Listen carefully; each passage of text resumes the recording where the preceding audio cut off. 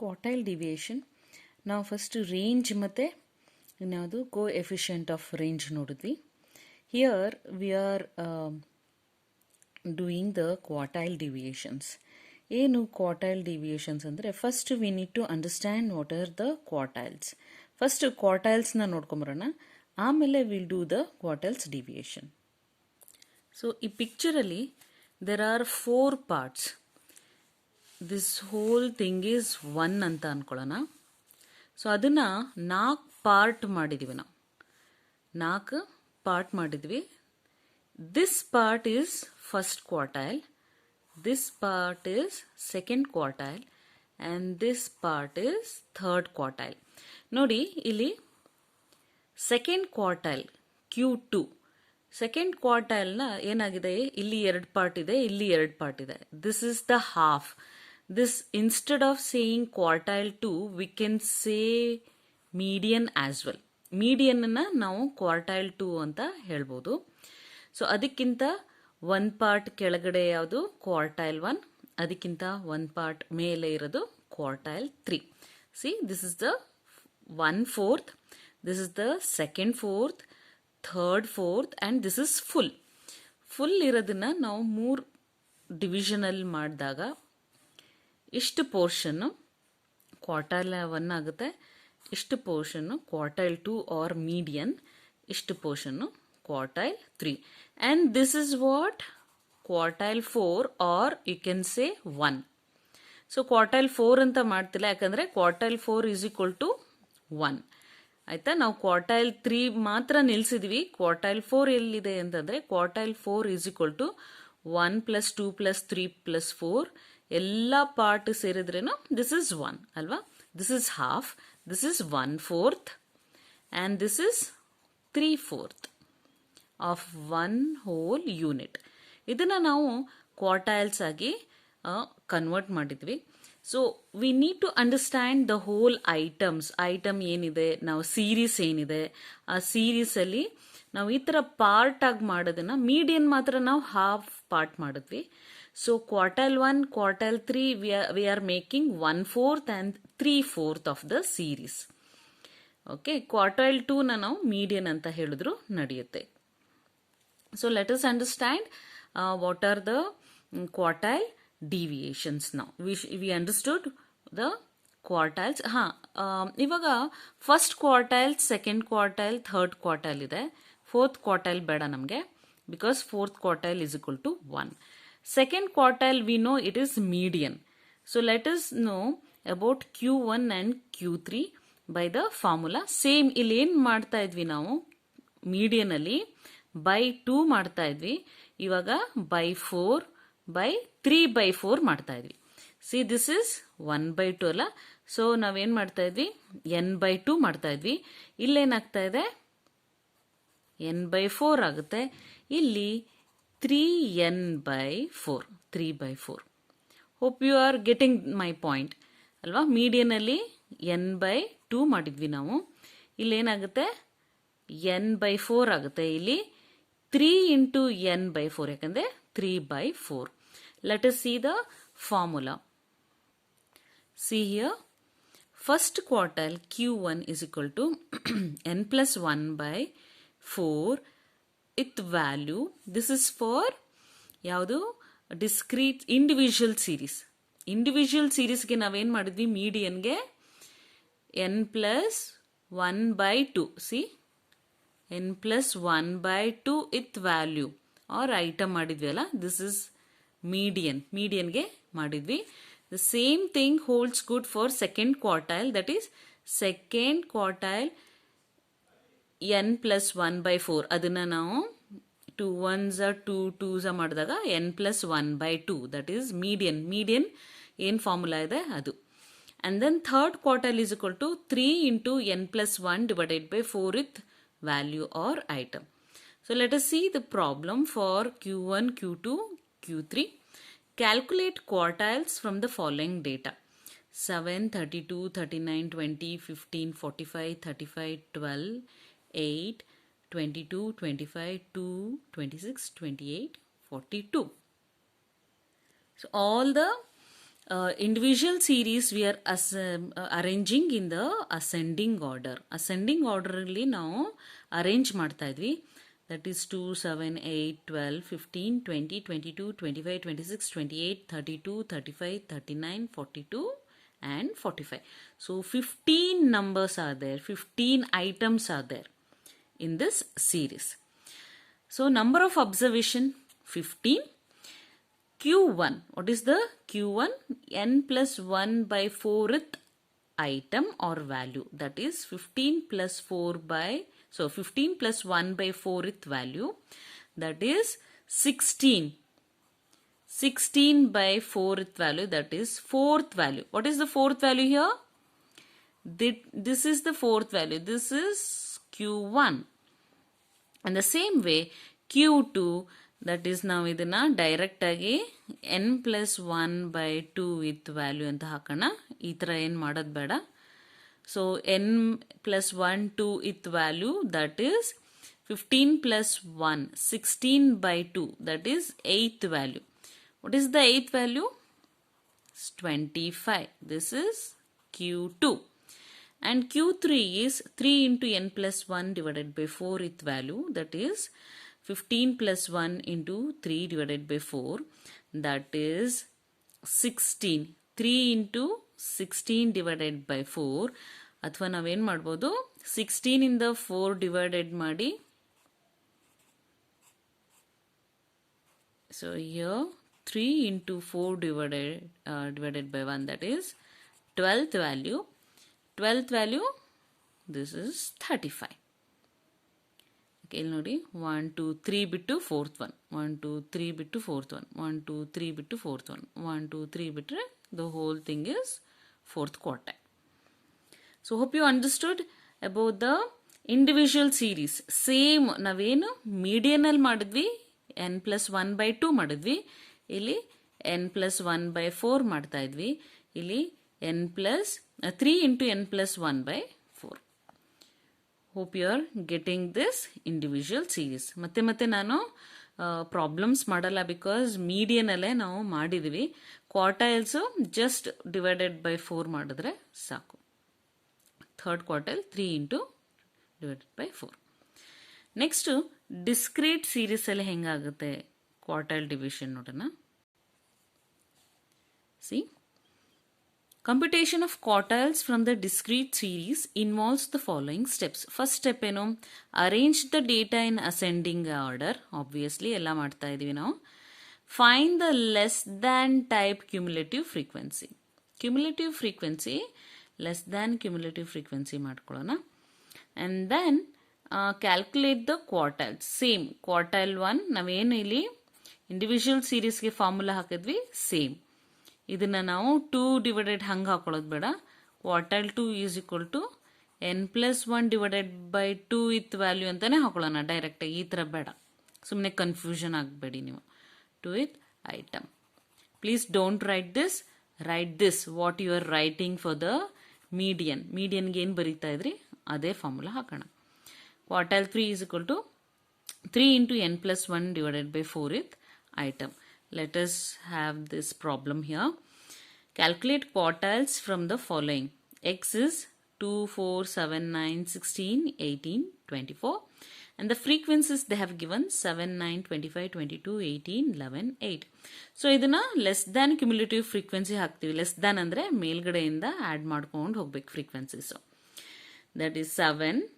7 plus 9 is 16, plus 25 is 41, plus 22 is 63, plus 18 is 81, plus 11 is 92, plus 8 is 100. So we got the cumulative frequency. So here quartile 1, n plus 1 divided by 4 with item. n plus n ಏನಿಲ್ಲಿ 100. 100 plus 1 divided by 4 with item ಎಷ್ಟು 101 divided by 4 with item. 101 ಅಂದರೆ 20, 25 ಅಂದರೆ 100, 25.25.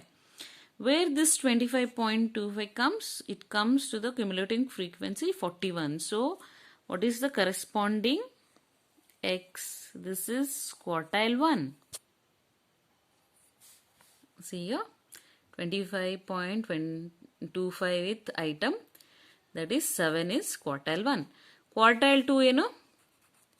n plus 1 divided by 2 with value 101 divided by 2, that is 50.5.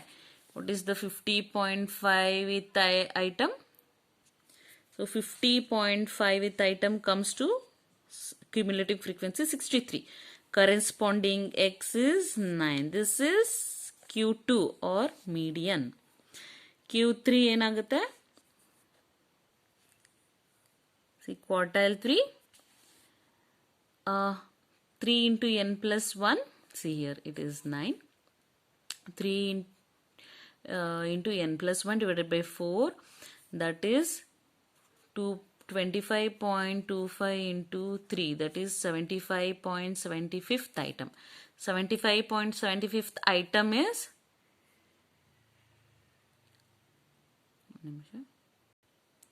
so here this comes to 81. 81 andre 16. 61 is quartile, sorry 16. ಇದು 81. 81 corresponding x value ಏನು 16. So Q1 is 7, Q2 is 9, Q3 is 16. Let us see a calculation of quartiles in a continuous series or group series. First ಏನು ಮಾಡಬೇಕು? Arrange the data in ascending order, obtain less than cumulative frequency, convert the classes into exclusive if it is given inclusives or something like more than ಅಥವಾ less than ಆ ಥರ ಏನಾದರೂ ಇದು ಕೊಟ್ಟಿದ್ರೆ ಅದನ್ನ exclusive form ಆಗಿ ಫಸ್ಟ್ ಕನ್ವರ್ಟ್ ಮಾಡ್ಕೋಬೇಕು. Use the following formula to locate the quartiles. What is the formula? What we had a formula for the median. Median formula ಏನು m minus 8. This n by 4 ನ ನಾವು m ಅಂತ ಹಾಕಿದ್ವಿ ಅಲ್ವಾ? L1 plus m minus c divided by f L2 minus L1 ಅಥವಾ I. So ನಾವು direct ಆಗಿ I ಅಂತ ತಗೊಂಡ್ವಿ. So what is L1 plus m minus c divided by f into I. m ಏನು? m ಏನಾಗಿತ್ತು? m is equal to n by 2 ಅಲ್ವಾ? n by 2 ಆಗಿತ್ತು. So ಇದೇ ಫಾರ್ಮುಲಾ ನಾವು ಸ್ವಲ್ಪ ಚೇಂಜ್ ಮಾಡಿದ್ದೀವಿ ಕ್ವಾರ್ಟೈಲ್ಸ್ಗೆ. Instead of this writing m c ಇದನ್ನ ಮೀಡಿಯನ್ಗೆ ಇಟ್ಕೊಳ್ಳೋಣ ಆ್ಯಂಡ್ ಕ್ವಾರ್ಟೈಲ್ 2ಗೆ ಇಟ್ಕೊಳ್ಳೋಣ. ಕ್ವಾರ್ಟೈಲ್ 2ಗೆ ಇದನ್ನ ಯೂಸ್ ಮಾಡೋಣ. ಆದರೆ ಕ್ವಾರ್ಟೈಲ್ 1ಗೆ L1 ಪ್ಲಸ್ ಎನ್ ಬೈ 4 ಅಂತ ಹಾಕೊಂಡ್ಬಿಡೋಣ. Instead of going for m ಅಂದ್ರೇನು? ಎನ್ ಬೈ 2 ಅಲ್ವಾ? N by 2 m minus c ಮಾಡಿದ್ವಿ ನಾವು ಯಾವುದು ಮೀಡಿಯನಲ್ಲಿ. Instead of going for m direct ಆಗಿ n by 4 minus c over f into i. ಅದೇ ಕ್ವಾರ್ಟೈಲ್ 2ನ don't do this one, direct ಆಗಿ ಎಮ್ ಮೈನಸ್ ಸಿ ಹಾಕಿ ಅಥವಾ ಎನ್ ಬೈ 2 ಅಂತ ಹಾಕಿ. You have any confusion m ಅಂತ ಹಾಕೊಳ್ಳೋದಕ್ಕೆ? Because this is quartile deviation. Quartile 2 is median ಆದ್ರಿಂದ ನಾವು ಡೈರೆಕ್ಟ್ ಆಗಿ m minus c over f into i m ಅಂತ ಹಾಕೋಬಹುದು. Otherwise you can do n by 2 ಅಂತ ಹಾಕೊಳ್ಳಿ. N by 2, don't do this one 2n by 4 ಅಂತ ಹಾಕೋಬೇಡಿ, confusion ಆಗುತ್ತೆ. ಎನ್ ಬೈ 2 ಅಂತ ಹಾಕೊಳ್ಳಿ. And quartile 3 is equal to L1 plus 3 into n by 4 minus c over f into I. Hope you have solved median. ಅದ್ರ ಪ್ರಕಾರನೇ ಇದನ್ನ ಮಾಡ್ಕೊಂಡು ಹೋಗೋಣ. ಒಂದು ಎಕ್ಸಾಂಪಲ್ ಮಾಡೋಣ, then will go for quartile deviation. Class interval 0 to 10, 10 to 20, 20 to 30, 30 to 40, 40 to 50. Because we are not changing anything because this is a exclusive. Frequency is 3, 8, 20, 12 and 7. Exclusive class interval ಇದೆ, ಹಾಗಾಗಿ ನಾವು ಯಾವುದೇ ಇಲ್ಲಿ class interval change ಮಾಡ್ತಾ ಇಲ್ಲ. Let us do the solution here. Class interval ನಾವು vertical ಹಾಕೋತಾ ಇದ್ವಿ. Frequency also n is equal to 50 ಬಂತು ಟೋಟಲ್. ಕ್ಯುಮುಲೇಟಿವ್ ಫ್ರೀಕ್ವೆನ್ಸಿ 3 ಫಸ್ಟ್ ಹಾಕೋಣ. 3 plus 8 11, 11 plus 20, 31. 31 plus 12 is 43. 43 plus 7 is 50. So, quartile 1ಗೆ ನಮಗೆ ಏನು ಬೇಕು, n/4 ಬೇಕು. That is 50 divided by 4 is 12.5. 12.5 item in the class. First ನಾವು ಅದನ್ನ ಕ್ಲಾಸ್ ಕ್ಯಾಲ್ಕುಲೇಟ್ ಮಾಡಬೇಕಲ್ಲ, ಅದಕ್ಕೆ n/4 ಮಾಡಿದ್ದಕ್ಕೆ 12.5 ವಿತ್ ಐಟಮ್ ಸಿಕ್ತು. What is the 12.5 item? Not this one, it comes here ಅಲ್ವಾ. ಇದು 11 ಆಗೋಯ್ತು.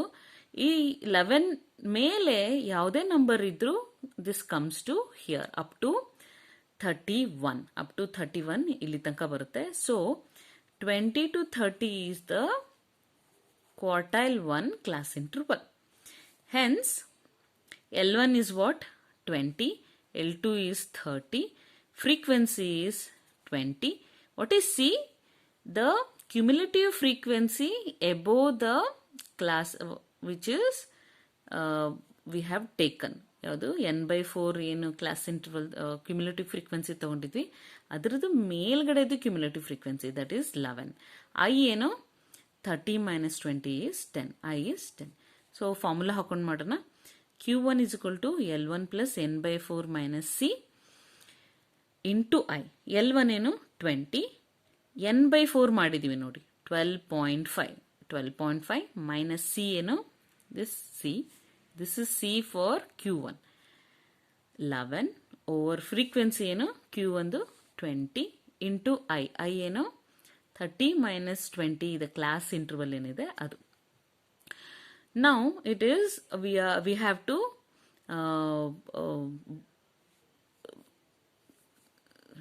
do the multiplication, we have to do the division and addition, that is simplification. Simplify ಮಾಡೋಣ. 20, so 12.5 minus 1 is 1.5 into 10, ಇದನ್ನ 10 ಮಾಡಿ divided by 20. So 20 plus 15 divided by 20, that 20 plus 0.75, that is 20.75 is the Q1 value. In the same way, we do for the Q2. Q2 ಏನು? Q2 is n/2. n/2 ಏನು? 50/2. That is 25th item. Please don't do this, confusion ಆಗುತ್ತೆ. Please do like this, n/2. 25th item. 25th item ಎಲ್ಲಿ ಬರುತ್ತೆ? 25th item also comes here. The same, Q1 ಏನು ಬಂತು? Q2 ಅಲ್ಲೇ ಬಂದಿದೆ, ಅದೇ class interval. So ಹಾಗಾಗಿ L1 is 20, L2 is 30, frequency is 20, C is also same. Same ಬಂದಿದೆ. Q1 ಗೆ ಏನು ಬಂತು? ಅದೇ ಬಂದಿದೆ. ಆಯ್ತಾ? So will take up Q2 is equal to 20 plus ಇಲ್ಲಿ 25 ಆಯಿತು, ಯಾಕಂದ್ರೆ n/2 25 ಆಯಿತು. 25 minus 11 divided by 20 into 10, that is ಎಷ್ಟು ಬಂತು? 27. Q2 is 27. Let us do the Q3. Q3 ಗೆ 3 into n/4 ಇತ್ತು ಐಟಮ್. So 3 into 50/4.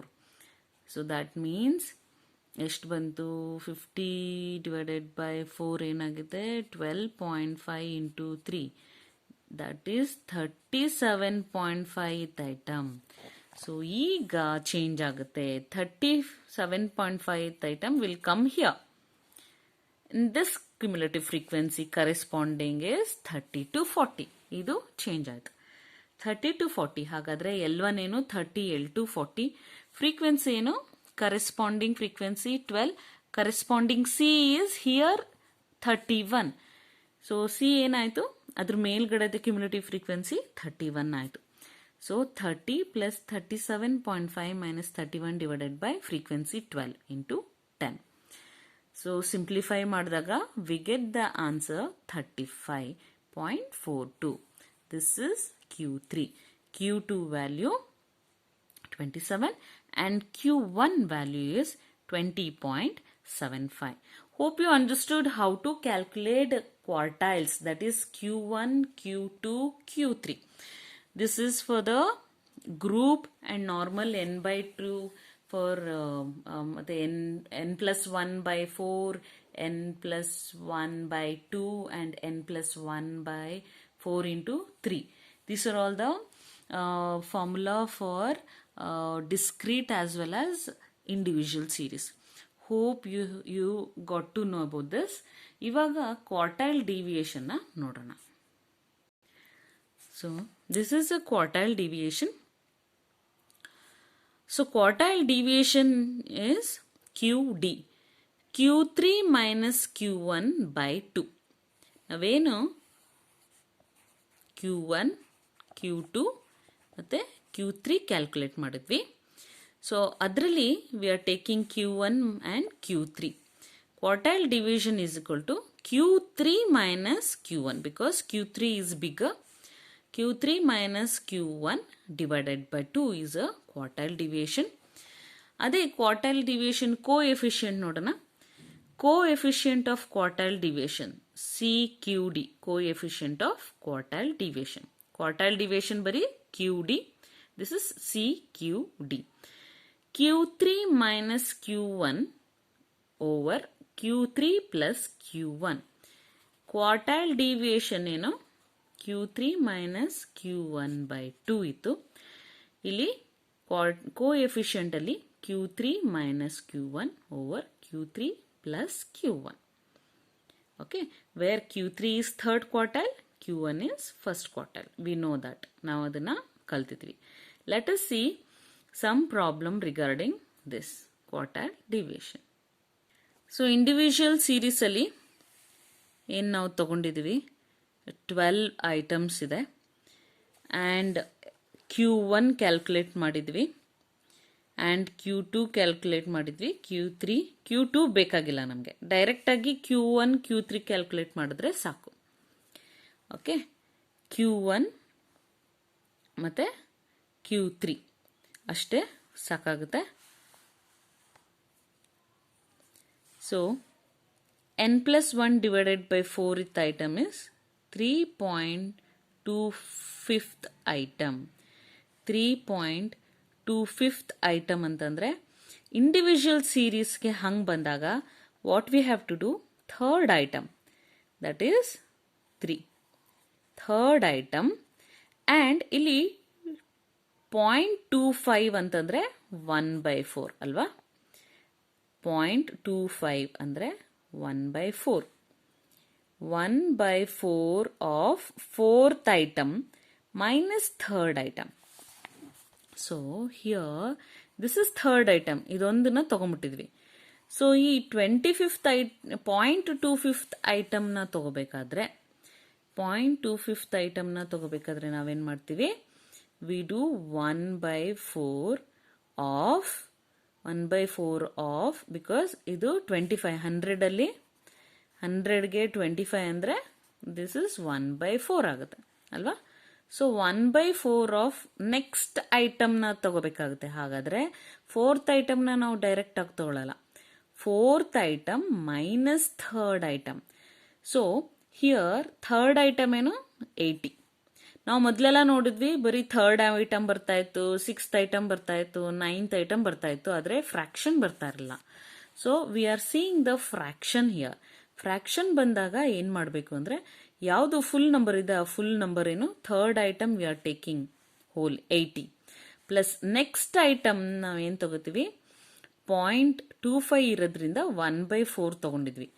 100 1 ಆದರೆ 25 ಎಷ್ಟು, that is 1/4. 1/4 of fourth item minus third item. Fourth item 82 minus third item 80. So 80 plus 1/4 of 2. What is 1/4 of 2? It is 0.5. 1/4 of 2 ಎಷ್ಟಾಗುತ್ತೆ, 0.5. 0.5 ಇಲ್ಲಿ ಹೋಗುತ್ತೆ. So ಹಾಗಾಗಿ 80 plus 0.5 is 80.5. 80.5 ಇಲ್ಲೆಲ್ಲೂ ಇಲ್ಲ. See here there is nowhere. ಆದರೆ ಇಲ್ಲಿ fraction ಬಂದಿದ್ರಿಂದ ನಾವೇನು ಮಾಡಿದ್ವಿ, ಈ ಫುಲ್ ನಂಬರ್ ಇರೋದನ್ನ ಫುಲ್ ಥರ್ಡ್ ಐಟಮ್ ತಗೊಂಡ್ವಿ, ಪ್ಲಸ್ ಇದು 1/4 ಐಟಮ್ ಆಯಿತು. ಸೊ ಹಾಗಾಗಿ ಅದನ್ನು ನಾವೇನು ಮಾಡಿದ್ವಿ, 1/4 of fourth item, next item, fourth item minus third item ಮಾಡಿ ಬಂದಿದ್ದ ವ್ಯಾಲ್ಯೂನ ಹಾಕೊಂಡ್ವಿ. This is Q1. ಹಾಗೆ Q3 ಮಾಡೋಣ. 3 ಇಂಟು n+1 ಡಿವೈಡೆಡ್ ಬೈ 4 ಏನು ಬಂತು? 3 ಇಂಟು 13/4, 9.75th ಐಟಮ್. ಸೊ ಹಾಗೆ 9th ಐಟಮ್ ತಗೊಂಡು ಪ್ಲಸ್ 10th ಐಟಮ್ 0.75 ಅಂದರೆ 3/4 ಅಲ್ವಾ? 3/4 of 10th item minus 9th item. See here 9th item plus 3/4, 0.75 ಇರೋದ್ರಿಂದ 3/4 ಆಫ್, ಅಥವಾ ಡೈರೆಕ್ಟ್ ಆಗಿ 0.75 ಅಂತಾನು ತಗೋಬಹುದು. 0.75 ಆಫ್ ದಿಸ್, ಅಥವಾ 3/4 of 10th item, that is 88. 10th item is 88 minus 86. So 86 plus 3/4 of 2. 3/4 of 2 is ಎಷ್ಟು ಬರುತ್ತೆ?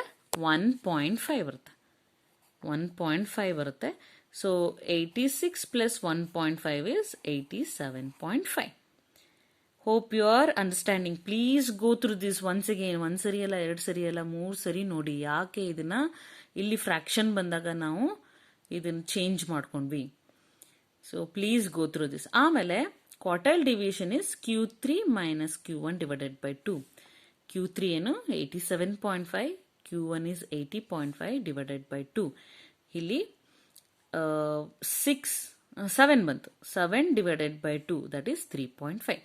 In the same manner, coefficient of quartile deviation ಮಾಡಬೇಕಾದ್ರೆ Q3 minus Q1 over Q3 plus Q1. Q3 ಎಷ್ಟು? 87.5 minus 80.5 ಇಲ್ಲಿ over 87.5 plus 80.5. Quartile deviation, coefficient of quartile deviation ಏನು? Q3 minus Q1, Q3 plus Q1. ನಾವು ಮಾಡಿದ್ವಿ 87.5 minus 80.5 over 87.5 plus 80.5. So ಏನಾಗುತ್ತೆ ಇಲ್ಲಿ? 87.5 plus 5 plus 80.5 is, so 7/168 ಆಗುತ್ತೆ. That is equal to 0.0417. So this is a quartile coefficient of quartile deviation. Hope you understood. So this is a normal single series. If it is coming 0.25 ಅಥವಾ point wise ಬಂದಾಗ ಅವಾಗ ಏನು ಮಾಡಬೇಕು? Full ಇರೋದು ತಗೊಂಡು point ಏನಿದೆ ಇಲ್ಲಿ 0.35 ಬಂತು ಅಂದ್ಕೊಳ್ಳೋಣ. ಅವಾಗ ಏನು ಮಾಡ್ಬೋದು? ಥರ್ಡ್ ಐಟಮ್ ಪ್ಲಸ್ 0.3 ಆಫ್ ಈ value. So then you have to multiply with 0.35. Okay, hope you are understanding this. Because it is 25, ನಾವು 1/4 ಅಂತ ಹಾಕಿದ್ವಿ. Otherwise also we can do 0.25. See, 0.25 ಇಂದ ಮಲ್ಟಿಪ್ಲೈ ಮಾಡಿ 2 ಮಲ್ಟಿಪ್ಲೈ ಮಾಡಿದಾಗ್ಲೂ ನಮ್ಗೆ ಏನು ಬರುತ್ತೆ? 0.5 ಬರುತ್ತೆ. ಇಲ್ಲೂ ಅಷ್ಟೇ 1/4 ಮಾಡಿದ್ವಿ. ಇಲ್ಲಿ 3/4 ಅಥವಾ 0.75 ಹೆಂಗಿದೆ ಅದನ್ನೇ ಮಲ್ಟಿಪ್ಲೈ ಮಾಡಿದ್ರೆ 2 ಇಂದ ವಿಲ್ ಇಂಟು 2 ಇಂದ ಸಿ 88 minus 6 is 2 ಮಾಡಿದ್ರೆ 1.5. Same answer you'll get. Don't worry about this fractions na hange ಹಾಕೊಂಡು multiply ಮಾಡ್ಬಿಡಿ. So don't do like this. Okay, hope you understood.